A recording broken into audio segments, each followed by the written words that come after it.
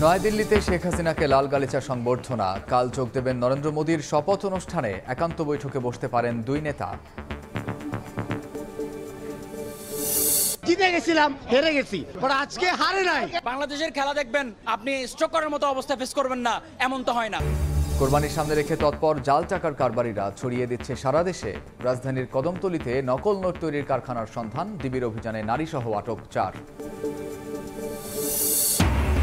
এবং মুন্সিগঞ্জের গজারিয়ায় শিপইয়ার্ড থেকে গায়েব অয়েল ট্যাঙ্কার। একে অপরকে দুষছে জাহাজ মালিক ও কর্তৃপক্ষ। সন্ধানে মাঠে পুলিশ।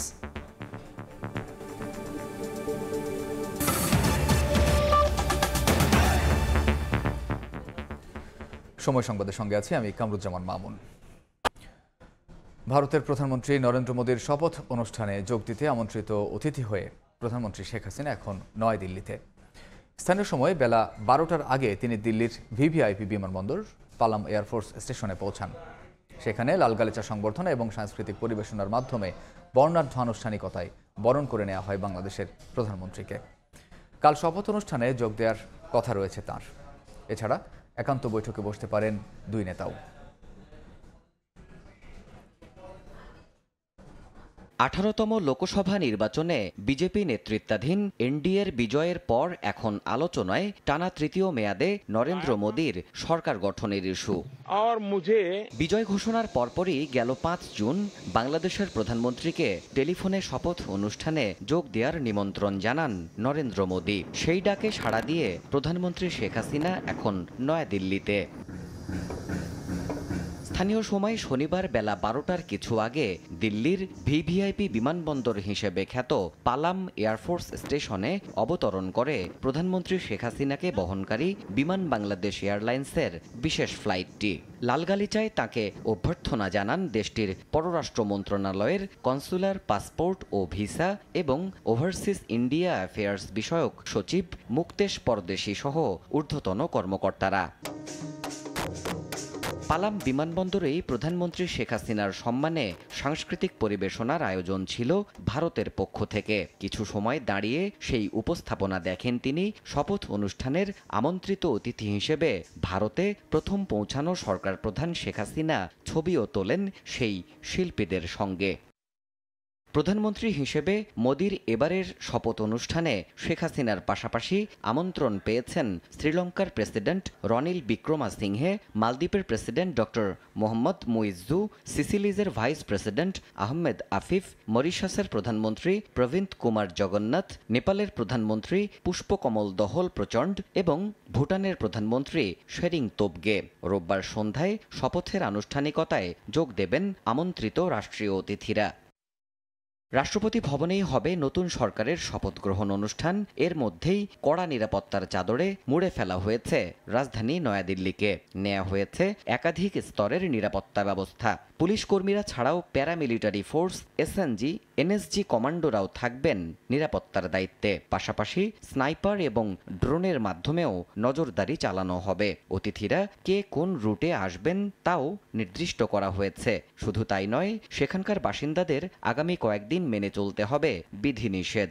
আকাশে ড্রোন কিংবা ফ্লাইং অবজেক্ট ওড়ানো সহ বিভিন্ন রুটের যানবাহন চলাচলেও নিষেধাজ্ঞা জারি করা হয়েছে।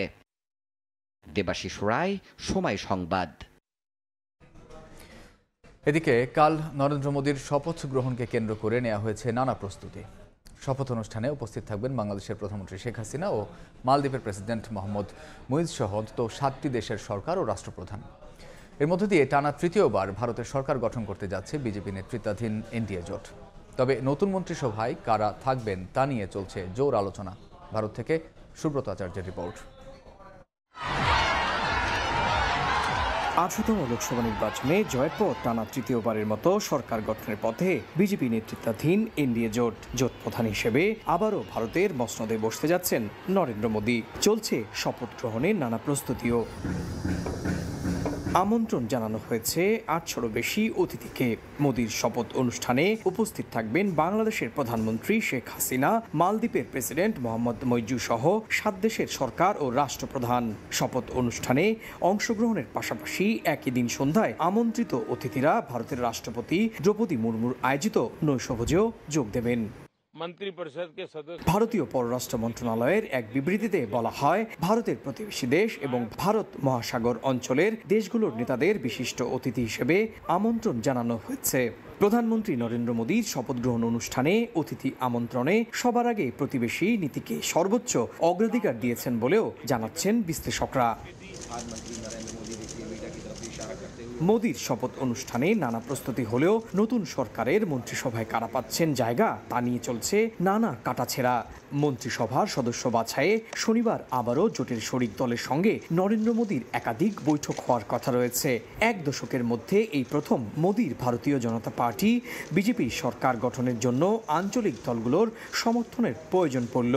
বিজেপি একক সংখ্যাগরিষ্ঠতা না পাওয়ায় জোট সরকারের কিংমেকার হিসেবে বিবেচনা করা হচ্ছে অন্ধ্রপ্রদেশের মুখ্যমন্ত্রী চন্দ্রবাবু নাইডু এবং বিহারের মুখ্যমন্ত্রী নীতিশ কুমারকে। ধারণা করা হচ্ছে নতুন মন্ত্রিসভায় প্রভাব থাকবে এই দুই নেতার। এদিকে রাহুল গান্ধীকে পার্লামেন্টের বিরোধী দলের নেতা হিসেবে নির্বাচিত করতে একটি প্রস্তাব পাশ করেছে কংগ্রেস। শনিবার এ বিষয়ে বৈঠকে বসেছে কংগ্রেসের ওয়ার্কিং কমিটি। পরে রাহুল গান্ধীকে বিরোধী দলীয় নেতা হিসেবে নির্বাচিত করতে একটি প্রস্তাবের কথা জানায় দলটি। সুব্রত আচার্য, সময় সংবাদ, ভারত। প্রস্তাবিত বাজেট সরকার ও তাদের রাঘব বোয়ালদের লুট করার সুযোগ তৈরি করে দেবে বলে মন্তব্য করেছেন বিএনপি মহাসচিব মির্জা ফখরুল ইসলাম আলমগীর। বলেন, কালো টাকা সাদা করার পথ তৈরি হলে ক্ষমতাসীনরা আরও দুর্নীতির সুযোগ পাবে। পাল্টা জবাবে আওয়ামী লীগের সাধারণ সম্পাদক ওবায়দুল কাদের বলেন, দুর্নীতিবাজ দলের মুখে অনিয়ম বিরোধী বক্তব্য বছরের সেরা জোকস। আজিজ বেনজির ছাপিয়ে এবার বাজেট বিতর্কে রাজনৈতিক দলগুলো। নতুন অর্থ বছরের প্রস্তাবিত বাজেট নিয়ে ক্ষমতাসীনদের আকাশকুসুম প্রত্যাশা থাকলেও এর সমালোচনায় মুখর বিরোধী দল।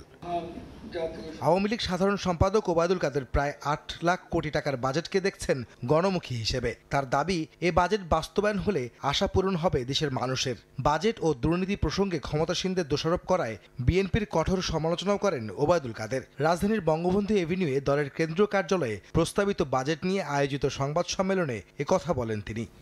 অভ্যন্তরীণ আন্তর্জাতিক অর্থনীতির সংকটকালে এই বাজেট পরিমিত, বাস্তবসম্মত, গণমুখী, সাহসী বাজেট। 5 বার বিশ্ব চ্যাম্পিয়ন দুর্নীতিবাজ দল, যাদের মূল নেতারা দুর্নীতিবাজ হিসেবে চিহ্নিত, তারা দুর্নীতির বিরুদ্ধে কর্মসূচি দেবে। এটা এই বছরের সেরা যুগ। অন্যদিকে নতুন বাজেট জনগণের কল্যাণে নয়, বরং রাঘব বোয়ালদের লুটপাটের বাজেট বলে মন্তব্য করেছেন বিএনপির মহাসচিব মির্জা ফখরুল ইসলাম আলমগীর। তিনি দাবি করেন, কালো টাকা সাদা করার সুযোগের মাধ্যমে সরকার ধূম্রজাল সৃষ্টি করে দুর্নীতিবাজদের প্রশ্রয় দিচ্ছে। জাতীয় প্রেস ক্লাবে জেএসডি আয়োজিত এক আলোচনা সভায় কথা বলেন মির্জা ফখরুল। 15% যে আপনার কর দিয়ে কালো টাকা সাদা করা হবে, তার জন্য কি এটা নাকি মাছের টোপ, মাছ ধরার জন্য যে টোপ দেওয়া হয়, তাই দুর্নীতিবাজদের ধরার জন্য টোপ দিচ্ছে। হাস্যকর। মাছের টোপ দিয়ে কাদের ধরেন? এবং কেন? কারণ আপনারা তো নিজেরাই এটার সঙ্গে জড়িত। আপনি বাজেট দেখলেই বুঝতে পারবেন যে রাঘব বোয়ালদের লুটে খাওয়ার আরেকটা ব্যবস্থা করেছেন। এই সমস্ত কথাগুলো বলে একটা ধূম্রজাল সৃষ্টি করে মানুষকে আর কতদিন প্রতারিত করে রাখবে তারা। এদিকে প্রেস ক্লাবের সামনে ইসলামী ঐক্যজোট আয়োজিত এক বিক্ষোভ সমাবেশে বিএনপি চেয়ারপারসনের উপদেষ্টা জয়নুল আবদিন ফারুক ভারতীয় আগ্রাসন বন্ধ না হওয়া পর্যন্ত দেশটির পণ্য বর্জন চালিয়ে যাওয়ার হুঁশিয়ারি করেন। আহমেদ সালেহীন, সময় সংবাদ, ঢাকা। কোরবানির ঈদ সামনে রেখে সারা দেশে জাল নোট ছড়িয়ে দিতে সক্রিয় চক্র। রাজধানীর কদমতলীতে অভিযানে কারখানার সন্ধান পেয়েছে ডিবি। 1.5 কোটি টাকার নকল নোট সহ তৈরির সরঞ্জাম জব্দ করা হয়েছে। আটক করা হয়েছে নারীসহ 4 জনকে। লিয়াকত হোসেন জাকির নামের এই ব্যক্তি 15 বছর যাবৎ জাল নোট তৈরি করে আসছেন। গ্রেফতার হয়েছেন বহুবার, প্রতিবারই জেল থেকে বের হয়ে যুক্ত হন একই পেশায়। জানান, আগে বাংলাদেশি জাল টাকা ছাপালেও বেশ কিছুদিন ধরে ছাপানো শুরু করেন ভারতীয় রুপিও। আমি এই ব্যবসা করি 15 বছরের বেশি। আমরা 1000 টাকার নোট এক বান্ডিল বিক্রি করি 8000 টাকায়, 500 টাকার নোট এক বান্ডিল বিক্রি করি 6000 টাকায়, 200 টাকার নোট এক বান্ডিল বিক্রি করি 4000 টাকায়, ইন্ডিয়ান রুপি এক বান্ডিল বিক্রি করি 7000 টাকায়। রুমানা ইসলাম নামের এই নারী এর আগে একাধিকবার জেল খেটেছেন মাদক মামলায়। জেলে থাকা অবস্থায় জাল নোট তৈরি ও সরবরাহকারী চক্রের সঙ্গে পরিচয়ের পর বেরিয়ে জড়িয়ে পড়েন এই কাজে। মাত্র 15 দিন আগেও জাকিরের থেকে 50 লাখ টাকার জাল নোট সংগ্রহ করে বাজারে ছড়িয়ে দেন তিনি। 7-8টা এমন চালাইছি। এরপরে আমার হাজবেন্ড অ্যারেস্ট হয়েছে, বাসায় পুলিশ আসছিল, ড্রয়ার থেকে নিয়ে গেছে। 200 টাকা নোট দিয়ে বাজার করছি। এ দুজন সহ চক্রের আরো 2 সদস্যকে গ্রেফতারের পর বিপুল পরিমাণ জাল নোট জব্দ করে ডিবি পুলিশ। এর আগে জাল নোট বিরোধী একাধিক অভিযানে আমরা 500 এবং 1000 টাকার জাল নোট তৈরির বিষয়টি দেখেছি। তো এই প্রথম আমাদের নজরে আসলো 200 টাকার জাল নোটও তৈরি করছে এখন জাল নোট তৈরিকারী চক্র। এ বিষয়ে মহানগর গোয়েন্দা পুলিশের কাছে আমরা জানতে চাইলে তারা বলেন যে 500 এবং 1000 টাকার নোট আদান প্রদানের সময় মানুষ সেগুলো বেশ ভালোভাবেই যাচাই করে, কিন্তু 200 টাকার নোটের ক্ষেত্রে সেই সচেতনতা তুলনামূলক কম বিধায় এখন সে সুযোগটি নিচ্ছে জাল নোট তৈরির চক্রগুলো। জাল টাকা তৈরি করার জন্য সকল রকমের উপকরণ আছে। নিরাপত্তা, সুতা, বঙ্গবন্ধুর প্রতিকৃতির জলসাপ থেকে শুরু করে সব এখানে আছে এবং আমরা তৈরি করা প্রায় 1.5 কোটি জাল টাকা পেয়েছি, যার মধ্যে 200 টাকার নোট, 500 টাকার নোট, 1000 টাকার নোট থাকছে। পরীক্ষামূলকভাবে জাল রুপিও তৈরি করার চেষ্টা করেছে, যেগুলিকে তারা সীমান্ত দিয়ে পার্শ্ববর্তী দেশের পাচার করার চেষ্টা করত। আর ডিবির অতিরিক্ত কমিশনার হারুনুর রশিদ জানান, জামিনে বেরিয়ে এসে বারবার অপরাধে জড়াচ্ছে অপরাধীরা। আমরা তো আমাদের মামলার যতবার রুজু করে আমরা জেলখানায় প্রেরণ করি, তারপরে তারা কিভাবে বের হয়ে যায়, তারা জেলখানা থেকে তারা কিভাবে সেখানে গিয়ে আবার ওই সকল লোকদের সাথে মিশে তারা আবার নতুন একটা জগৎ তৈরি করে আবার বের হয়, এটা তো আমরা আসলে বলতে পারবো না। এখন আমার মনে হয় সেটা সবাইকে সম্মিলিতভাবেই সিদ্ধান্ত গ্রহণ করতে হবে। পুলিশ জানায়, ঈদের আগে সারা দেশে জাল নোট ছড়িয়ে দেওয়ার পরিকল্পনা ছিল চক্রটির। আতাউর কাউসার, সময় সংবাদ, ঢাকা।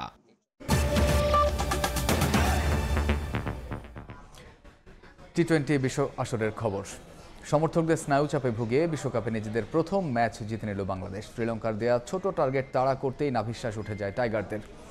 তারপরও বাংলাদেশের জয়ে আনন্দে আত্মহারা গ্র্যান্ড প্রিভিতে খেলা দেখতে যাওয়া প্রবাসী বাংলাদেশিরা।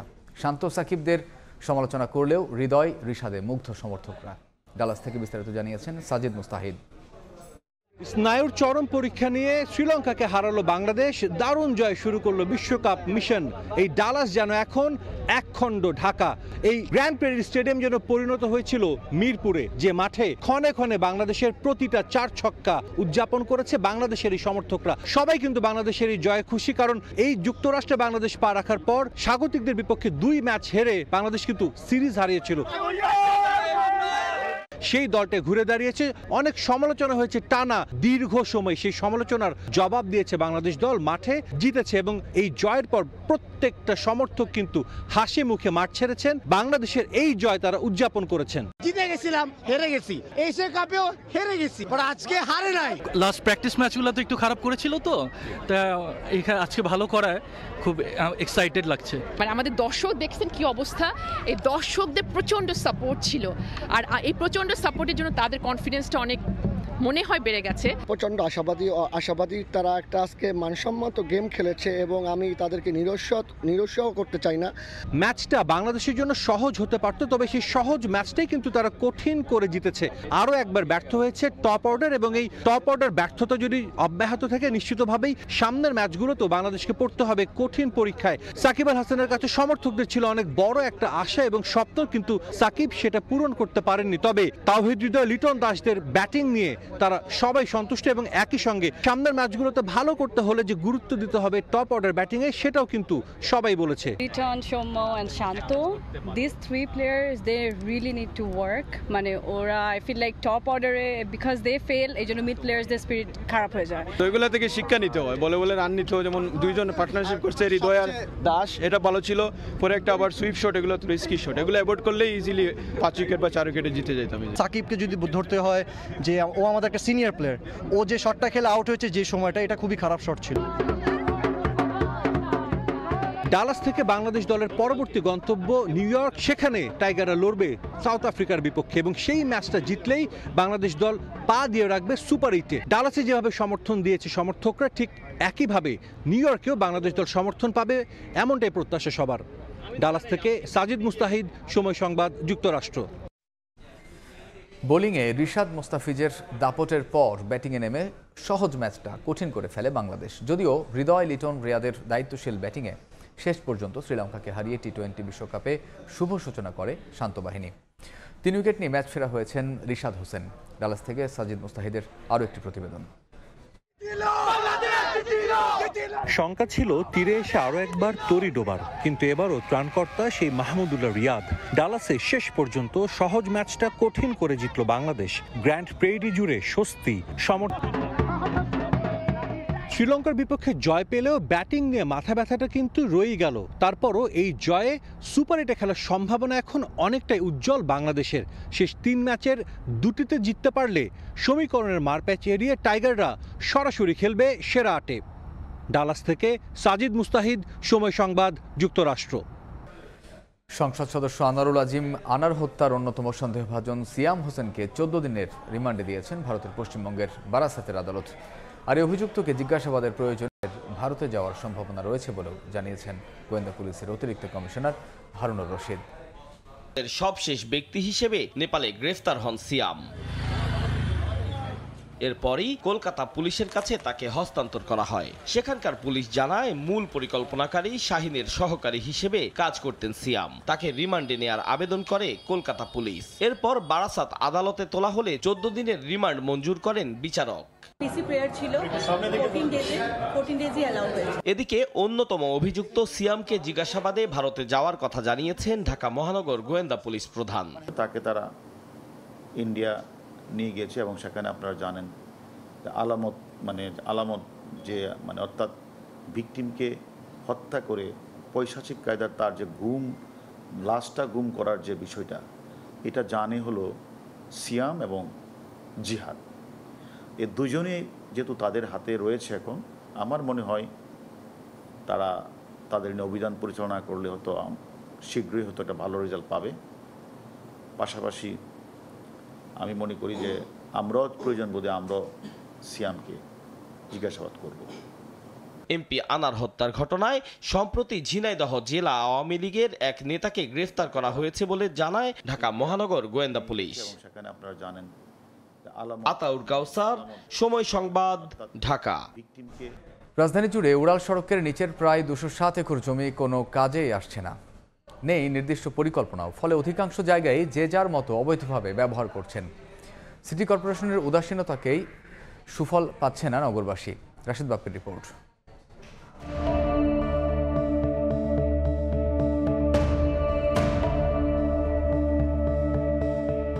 2004 সালে প্রথম উড়াল পথের আওতায় আসে রাজধানী। সময়ের সঙ্গে সঙ্গে বাড়তে থাকে ফ্লাইওভারের সংখ্যা। বর্তমানে শুধু ফ্লাইওভারই নয়, একের পর এক প্রকল্পে ঢেকে যাচ্ছে মাথার উপরের খোলা আকাশ। বহরে যুক্ত হয়েছে elevated expressway, metro rail, BRT সহ নানা প্রকল্প।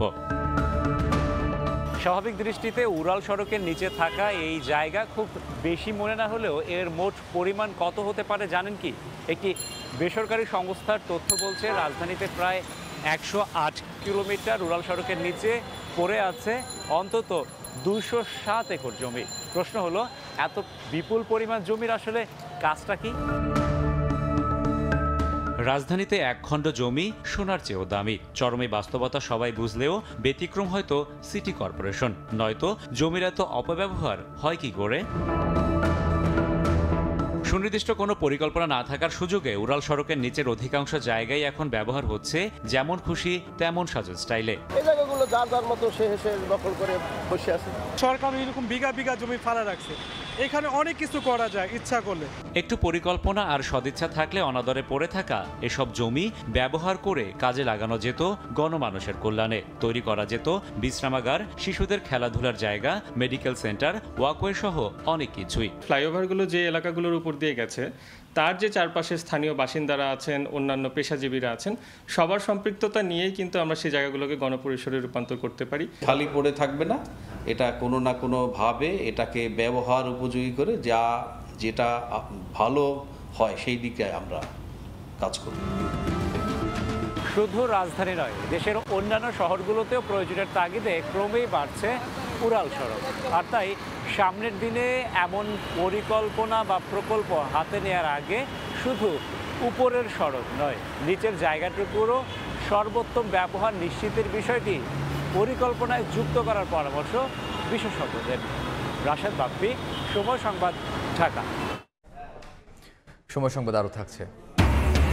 কোরবানির আগে সিন্ডিকেটের কবলে মশলার বাজার। 2 সপ্তাহে কেজিতে 1000 টাকা বেড়েছে এলাচের দাম। বাড়তি জিরা, দারুচিনিও আবারও চড়া সবজি।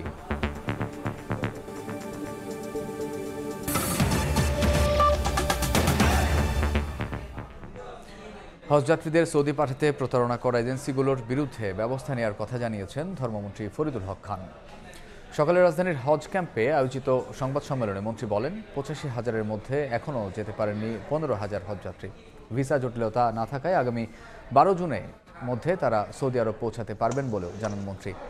এখন পর্যন্ত সৌদি আরব গেছেন 70,000 হজযাত্রী। গত বছরগুলোর তুলনায় এবার হজযাত্রায় বড় ধরনের অব্যবস্থাপনা ছিল না বলেও জানান তিনি।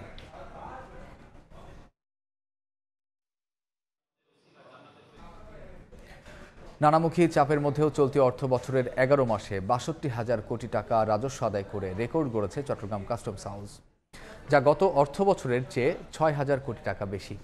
শাখাউত টিপুর ক্যামেরায় বিস্তারিত জানাচ্ছেন কমল দে।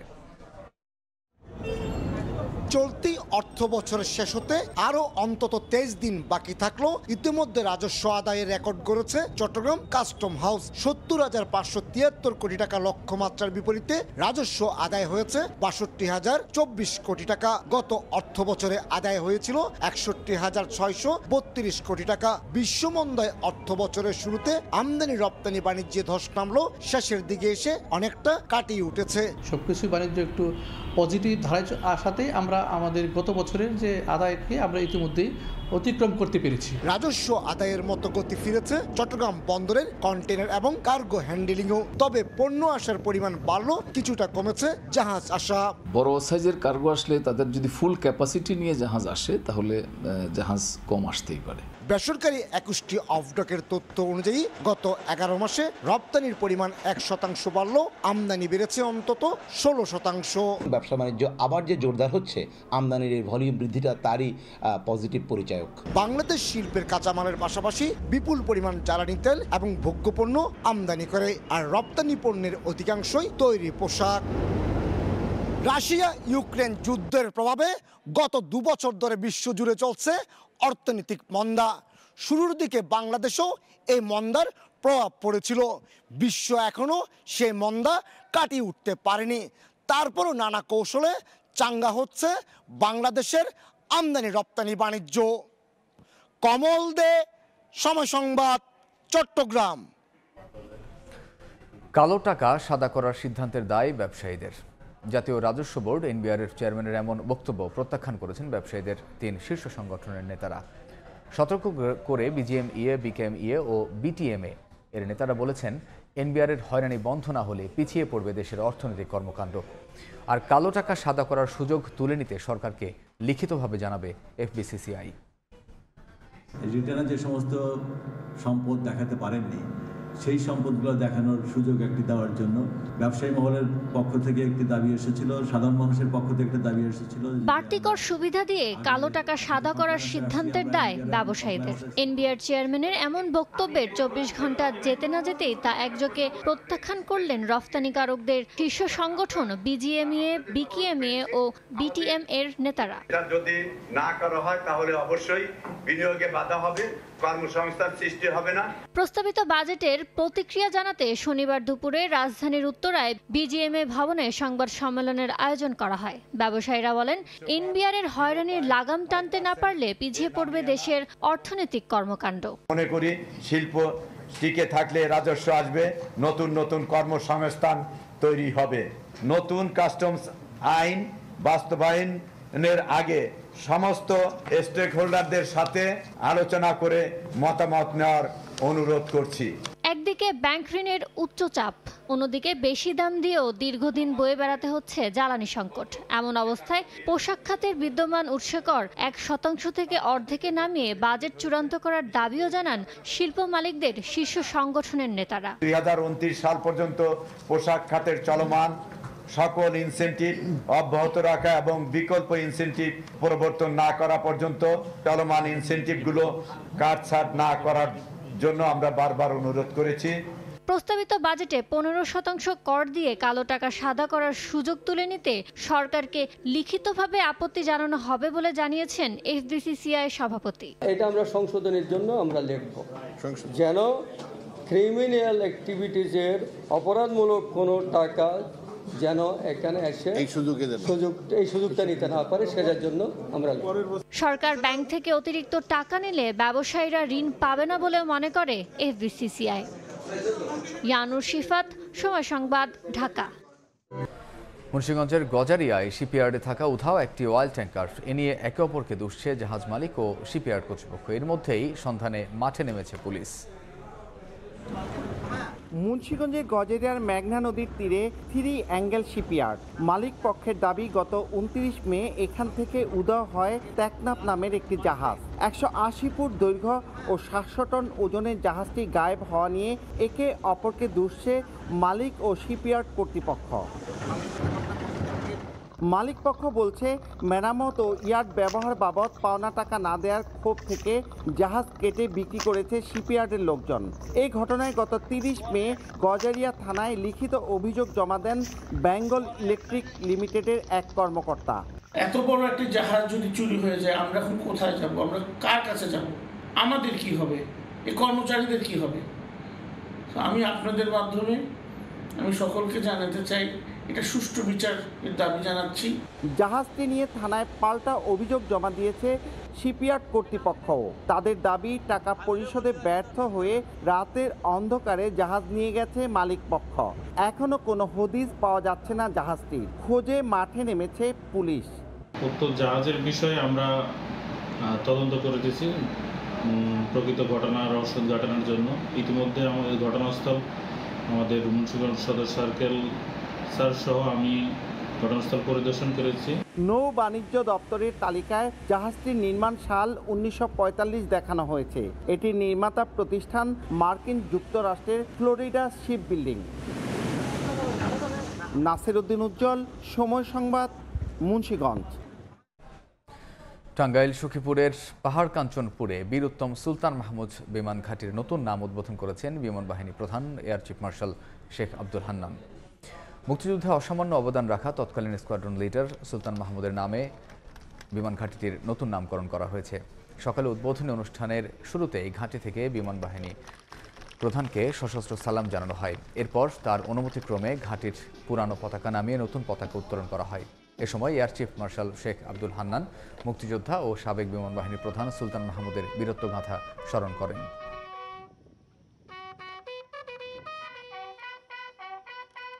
মূলত দেশের প্রতি চরম ভালোবাসা ও প্রবল দেশপ্রেম বুকে ধারণ করে তিনি মহান মুক্তিযুদ্ধে ঝাঁপিয়ে পড়েছিলেন এবং পরবর্তীতে বিমান বাহিনী প্রধান হিসেবে এই বাহিনীর উত্তরণ উন্নয়নে কাজ করছেন।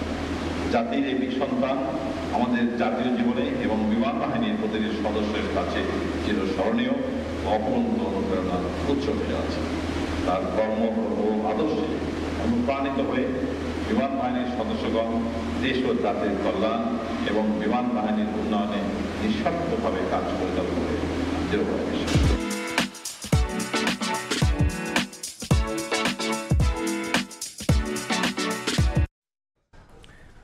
ঈদের কেনাকাটায় মূল্য ছাড় ও আকর্ষণীয় অফারের ছড়াছড়ি। এবার ঈদের পোশাক, জুতা, জুয়েলারি সহ বিভিন্ন পণ্য কেনাকাটায় 70% পর্যন্ত ছাড় দিচ্ছে বিকাশ। ঈদ উল ফিতরের রেশ কাটতে না কাটতে আয়োজন শুরু ঈদ উল আজহার। এই ঈদে পোশাকের চাহিদা অনেকটা কম থাকলেও উৎসবের আনন্দে পিছিয়ে নেই ফ্যাশন হাউসগুলো। ঈদ আনন্দকে প্রাণবন্ত করতে ছাড়ের পাশাপাশি আছে ক্যাশব্যাক অফারও। গ্রীষ্মের শেষ আর বর্ষার শুরুতেই ঈদ, তাই আবহাওয়ার বিচারে পোশাকের নকশা এসেছে বৈচিত্র্য। ফলে পোশাকে প্রাধান্য পেয়েছে আরামের বিষয়টিও। সুতির ভিতরে কিছু এক্সক্লুসিভ কালেকশন আসছে, আমাদের হাফ শার্ট গরমের জন্য এবং পোলো শার্ট আসছে, টি শার্ট আসছে। এখন বর্তমানে আছে যারা সাজানো কোকো আছে, রাজবাড়ি আছে, এলাপ আছে, কালামকার আছে, এগুলো আপনার একদম লেটেস্ট এই সপ্তাহের যেগুলো আসছে। এদিকে সাধারণের ঈদ আনন্দে নতুন মাত্রা যোগ করেছে বিকাশের ক্যাশব্যাক অফার। কেনাকাটায় বিকাশ পেমেন্ট করলেই পাওয়া যাবে 5 থেকে 20% ক্যাশব্যাক। গ্রাহকরা বিকাশ অ্যাপ অথবা *247# ডায়াল করে উপভোগ করতে পারবেন এই ক্যাশলেস ক্যাশব্যাক অফার। একটা প্রোডাক্ট পারচেজ করলাম আর কি থ্রু বিকাশে, তারা অফার দিচ্ছে আপ টু 300 টাকা cashback and it's quite nice. Sylhet থেকে কেনাকাটা করি, বিকাশে 5% ক্যাশব্যাক পেয়েছি। বিকাশের মধ্যে পেমেন্টের মাধ্যমে আমাদের আর্থিক যে সিকিউরিটিটা এই বিষয়টা নিশ্চিত করতেছে। এই অফারটা পায় অনেক কাস্টমার একটু খুশি, কারণ আনলিমিটেড পাইতেছে। যত টাকা কেনাকাটা করবে সেখান থেকে 20% সে ক্যাশব্যাক পাইতেছে আমাদের থেকে। বিকাশের এই অফার চলবে 17 জুন 2024 পর্যন্ত। ক্যাশব্যাক পেতে অফার চলাকালীন গ্রাহককে তার বিকাশ অ্যাকাউন্ট থেকে নির্দিষ্ট মার্চেন্ট অ্যাকাউন্টে সফলভাবে লেনদেন করতে হবে। উম্মে হানি, সময় সংবাদ, ঢাকা। এবার কোরবানির ঈদ ঘিরে সিন্ডিকেটের কবলে মশলার বাজার। কৃত্রিম সংকট সৃষ্টি করে বাড়ানো হয়েছে সব ধরনের গরম মশলার দাম। 2 সপ্তাহের ব্যবধানে কেজিতে সাদা ও কালো এলাচের দাম বেড়েছে 800 থেকে 1000 টাকা। জিরা, দারুচিনি ও গোলমরিচের দাম কেজিতে বাড়ানো হয়েছে 100 টাকা পর্যন্ত। বাজারে এসে মালিকার চোখে মুখে যেন আতঙ্ক, শঙ্কা। কোনটি রেখে কোনটি কিনবেন, সবকিছুর দামই তো আকাশ ছোঁয়া। মাছ কিনা হয় না, মাছের দাম বেশি, আমরা কেমনে চলবো? বাজার বাস্তবতা এখন কতটা কঠিন তা হাড়ে হাড়ে টের পান বাজার করতে আসা সাধারণ মানুষ। আমরা মধ্যবিত্ত বলতে কিছু নাই, আমরা স্যান্ডউইচের ভিতরে এখন আছি। এদিকে চাপ, এদিকে চাপ। অন্যান্য দেশে ঈদ আইলে দাম কমাইয়া দেয়, আর আমাদের দেশে দাম বাড়ে। পণ্যের দাম বাড়াতে যেন একটি অজুহাতই যথেষ্ট। সারা বছর সেই সুযোগই খুঁজে বেড়ান মুনাফালোভী অসাধু ব্যবসায়ীরা। এই যেমন কুরবানির ঈদ ঘিরে চড়া মশলার দাম। সরবরাহ স্বাভাবিক, তবু কৃত্রিম সংকট সৃষ্টি করে বাড়ানো হয়েছে দর, এমন অভিযোগ খুচরা বিক্রেতাদের। যদি ইন্ডিয়াতে আলু পেঁয়াজ আসে তাহলে বাজার পরিবর্তন আসবে। ঈদের আমদানি আছে, এবার বেচা কেনা এইভাবেই চলতেছে। আমাদের যে পরিমাণ দরকার ওই পরিমাণ আমরা পাইতেছি না।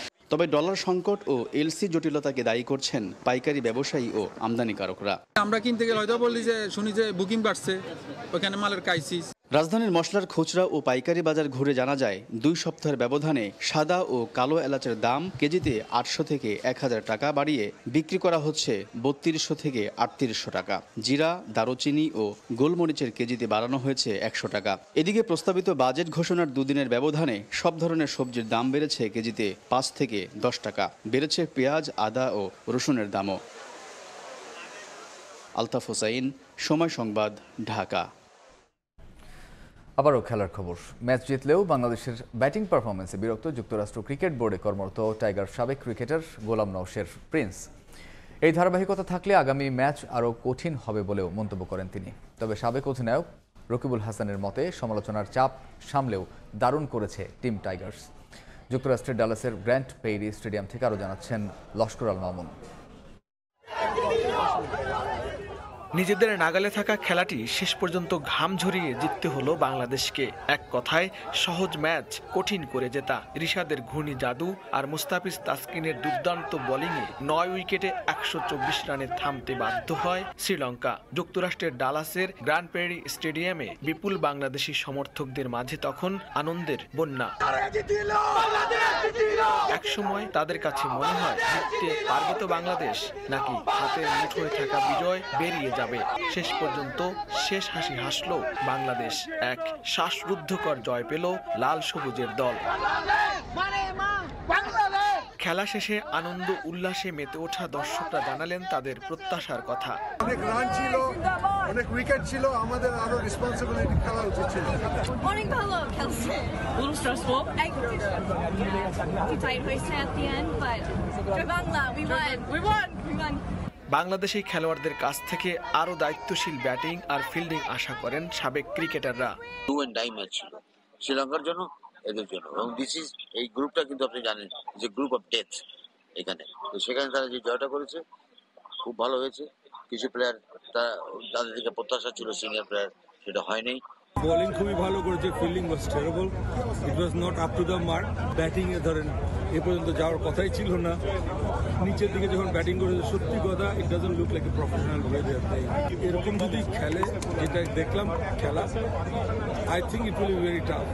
এদিকে দক্ষিণ আফ্রিকার বিপক্ষেও বাংলাদেশ দলের লড়াকু ক্রিকেট দেখতে চায় বাংলাদেশি ভক্তরা। বিশ্বকাপের প্রথম ম্যাচে শ্রীলঙ্কাকে হারিয়ে বাংলাদেশ দলে যে আত্মবিশ্বাস বেড়েছে এবং বাংলাদেশ যে খেলার ছন্দে ফিরেছে তা কাজে লাগিয়ে পরবর্তী ম্যাচে দক্ষিণ আফ্রিকার বিরুদ্ধে আরও ভালো করবে বাংলাদেশ, এমন প্রত্যাশা বাংলাদেশি দর্শকদের। যুক্তরাষ্ট্রের ডালাস গ্র্যান্ড প্যারি স্টেডিয়াম থেকে লস্কর আল মামুন, সময় সংবাদ।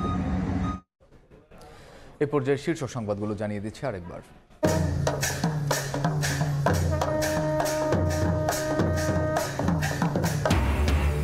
নয়াদিল্লিতে শেখ হাসিনাকে লাল গালিচা সংবর্ধনা। কাল যোগ দেবেন নরেন্দ্র মোদীর শপথ অনুষ্ঠানে। একান্ত বৈঠকে বসতে পারেন দুই নেতা। জিতে গেছিলাম, হেরে গেছি, আজকে হারে নাই। বাংলাদেশের খেলা দেখবেন, আপনি স্ট্রোক করার মতো অবস্থা ফেস করবেন না, এমন তো হয় না। এবং কোরবানির সামনে রেখে তৎপর জাল টাকার কারবারিরা। ছড়িয়ে দিচ্ছে সারা দেশে। রাজধানীর কদমতলীতে নকল নোট তৈরির কারখানার সন্ধান। ডিবির অভিযানে নারীসহ আটক 4।